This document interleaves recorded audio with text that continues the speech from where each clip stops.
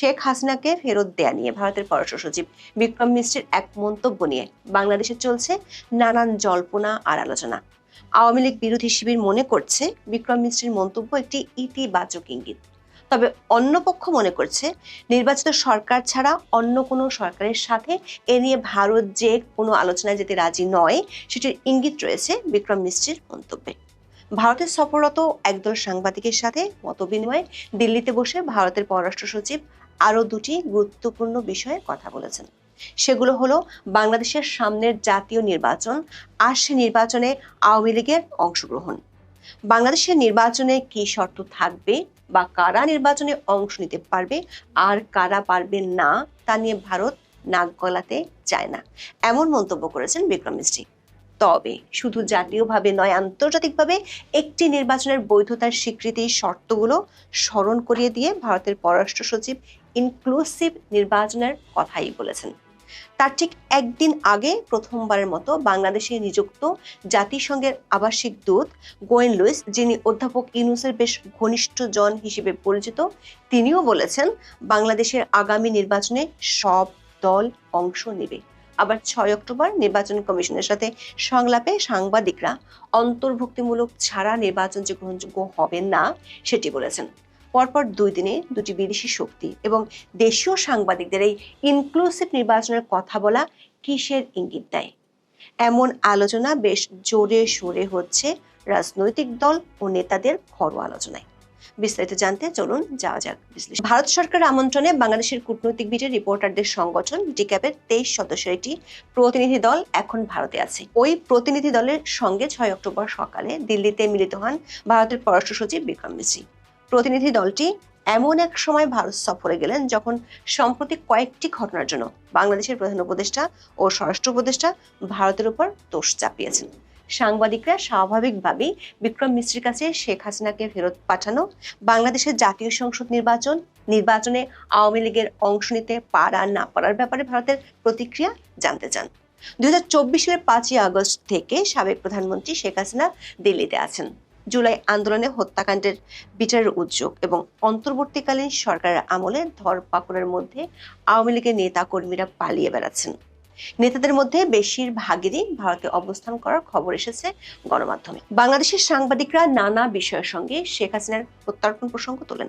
জবাবে ভারতের পররাষ্ট্র সচিব বলেন, শেখ হাসিনার প্রত্যর্পণ বা তাকে ফেরত পাঠানোর বিষয়টি একটি বিচারিক আইনি প্রক্রিয়া, যার জন্য দুই সরকারের মধ্যে যোগাযোগ ও আলোচনা প্রয়োজন। তিনি বলেছেন ভারত এই বিষয়গুলো পরীক্ষা করছে। তিনি এও বলেছেন তারা এই বিষয়গুলো নিয়ে বাংলাদেশ কর্তৃপক্ষের সঙ্গে একযোগে কাজ করতে প্রস্তুত আছেন। এই মুহূর্তে এই বিষয়ে আর কিছু বলা গঠনমূলক হবে না বলে তিনি মন্তব্য করেছেন।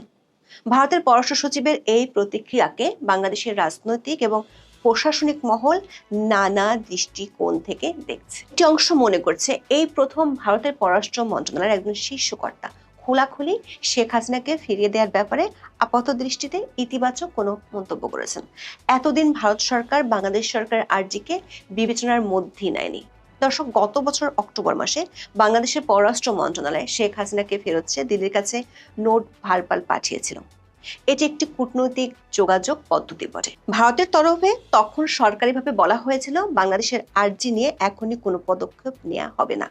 বাংলাদেশ সরকার উপযুক্ত নথিপত্র দেয়নি বলেও দিল্লির তরফে তখন দাবি করা হয়েছিল। তবে বিক্রম মিশ্রির প্রতিক্রিয়া নিয়ে আরেকটি মহল মনে করছে একজন আমলা হিসেবে শিষ্টাচারের মধ্যে কৌশলগত দিক থেকে যা বলা উচিত তিনি সেটুকুই বলেছেন।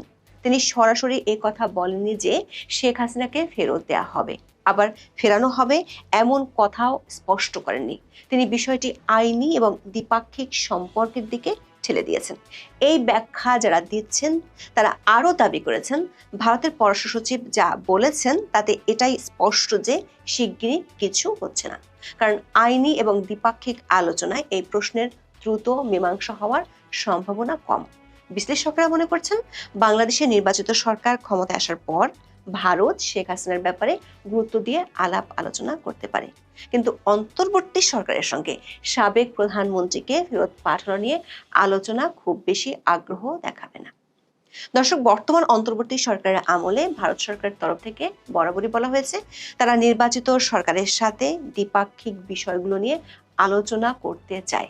এমনকি ভারতের সাথে বিদ্যমান চুক্তিগুলো রিভিউ বা পর্যালোচনার বিষয়টি নিয়েও তারা বিষয়টি পরিষ্কার করেছে। সবশেষ 6 অক্টোবর দেয়া বক্তব্য বিক্রম মিশ্রের মুখ থেকে একই ধরনের ইঙ্গিত মিলেছে।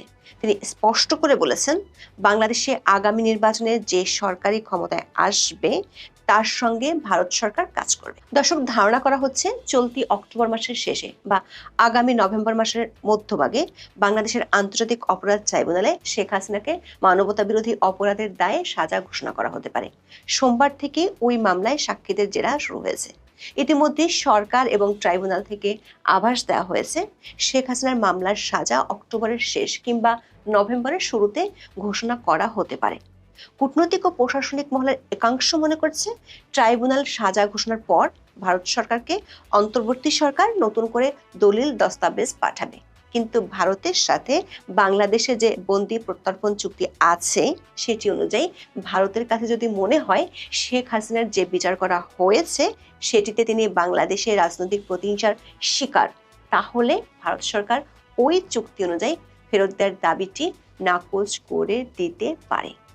আবার দিল্লি প্রথম থেকে বলছে শেখ হাসিনা ভারতে অতিথি হিসেবে আছেন, সেক্ষেত্রে তাকে ফেরত দেওয়ার বিষয়ে তার নিরাপত্তার বিষয়টি দিল্লির জন্য কূটনৈতিক দিক থেকে সবচেয়ে বড় উদ্বেগের বিষয় হবে। দৈনিক মানবজমিনের রিপোর্টে বলা হয়েছে, ভারতের পররাষ্ট্র সচিবের সাথে বাংলাদেশের কূটনৈতিক বিটের রিপোর্টারদের যে মত বিনিময় হয়েছে সে অনুষ্ঠানে একেবারে শুরুতে স্বাগত বক্তব্যে ভারতের পররাষ্ট্র সচিব বাংলাদেশের নির্বাচন প্রসঙ্গে ফ্রি, ফেয়ার, পার্টিসিপেটরি এবং ইনক্লুসিভ এই 4 শব্দের উপর বিশেষ জোর দেন।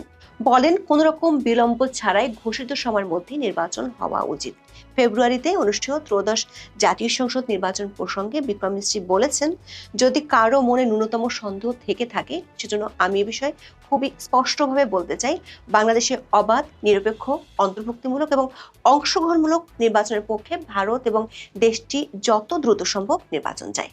তিনি মনে করেন, নির্বাচনের সময়সীমা ঘোষণা করে বাংলাদেশ সরকার যে বক্তব্য দিয়েছে তাতে ভারত উৎসাহিত এবং দেশটি প্রতীক্ষায় আছে বাংলাদেশে ঘোষিত সময়ের মধ্যে নির্বাচন অনুষ্ঠিত হবে।